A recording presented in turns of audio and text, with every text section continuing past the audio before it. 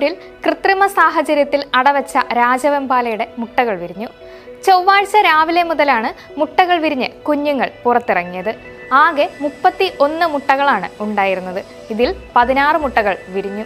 വനം വകുപ്പ് വാച്ചറും മാർക്ക് സംഘടനയുടെ അനിമൽ റെസ്ക്യൂവറുമായ ഷാജി ബക്കളത്തിന്റെ സംരക്ഷണത്തിലാണ് രാജവെമ്പാല കുഞ്ഞുങ്ങൾ വിരിഞ്ഞത്. കഴിഞ്ഞ ഏപ്രിൽ 20-നാണ് ഷാജി ബക്കളത്തിനെ തേടി Karuvanchal forest section officer K മധുവിന്റെ ഫോൺ വിളിയെത്തുന്നത്. കുടിയാൻമല കനകക്കുന്നിൻ ലോനപ്പൻ എന്നയാളുടെ കൊക്കോ തോട്ടത്തിൽ രാജവെമ്പാലയുണ്ടെന്നും അതിനെ പിടികൂടി കാട്ടിലേക്ക് വിടണമെന്നുമായിരുന്നു മധു ഷാജിയോട് ആവശ്യപ്പെട്ടത്. ഉടനെ തന്നെ Shaji forest beat officer Nikesh, Priya എന്നിവരോടൊപ്പം സ്ഥലത്തെത്തിയെങ്കിലും രാജവെമ്പാല സമീപത്തെ തോട്ടിലേക്ക് രക്ഷപ്പെട്ടു. തുടർന്ന് നടത്തിയ പരിശോധനയിലാണ് 31 മുട്ടകൾ കണ്ടെത്തിയത്. മുട്ടകൾ കണ്ടെത്തിയ സ്ഥലത്ത് തന്നെ സൂക്ഷിക്കാൻ പറ്റാത്ത സാഹചര്യത്തിൽ റേഞ്ച് ഓഫീസറുടെ നിർദ്ദേശപ്രകാരം മുട്ടകൾ കടമ്പേരിയിലെ സുരക്ഷിതമായ സ്ഥലത്തേക്ക് എത്തിച്ചു.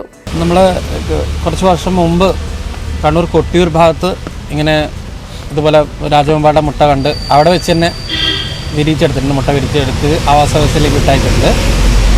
നമ്മുടെ മാർക്ക് എന്ന് പറയുന്ന വന്യജീവി സംരക്ഷണ സംഘടനയുടെ പ്രവർത്തകനായ ഷാജി ബക്കളാണ് ഇപ്പോൾ ഈ കണ്ട രാജവെമ്പാലയുടെ മുട്ട വിരിച്ചെടുത്തത്. ഇത് ഭക്ഷണം കഴിച്ചു തുടങ്ങുന്നത് ഏകദേശം 1 മാസം കഴിയും. 1 മാസം കഴിഞ്ഞാൽ ഇത് ഭക്ഷണം കഴിച്ചു തുടങ്ങും. അതിനു മുമ്പ് തന്നെ ഇപ്പം ഒരു 2 പ്രാവശ്യം പടം പൊഴിക്കും. ഒരു 5 ദിവസത്തിനകം തന്നെ ആദ്യത്തെ പടം പൊഴിക്കൽ കഴിയും. പിന്നെ രണ്ടാമത്തെ പടം പൊഴിക്കലിന് ശേഷമാണിത് ഭക്ഷണം കഴിച്ചു തുടങ്ങുക. സാധാരണ അങ്ങനെ കണ്ടുവരുന്നത്. തളിപ്പറമ്പ് റേഞ്ച് ഓഫീസറുടെ നിർദ്ദേശപ്രകാരം തൊട്ടടുത്ത ദിവസം തന്നെ ഇതിനെ ആവാസ വ്യവസ്ഥയിലേക്ക് വിട്ടയക്കും. പ്ലാസ്റ്റിക് കൊട്ടയിൽ ഉണങ്ങിയ മുളയുടെ ഇലകൾ വിരിച്ച് മുട്ടകൾ അടവച്ചു.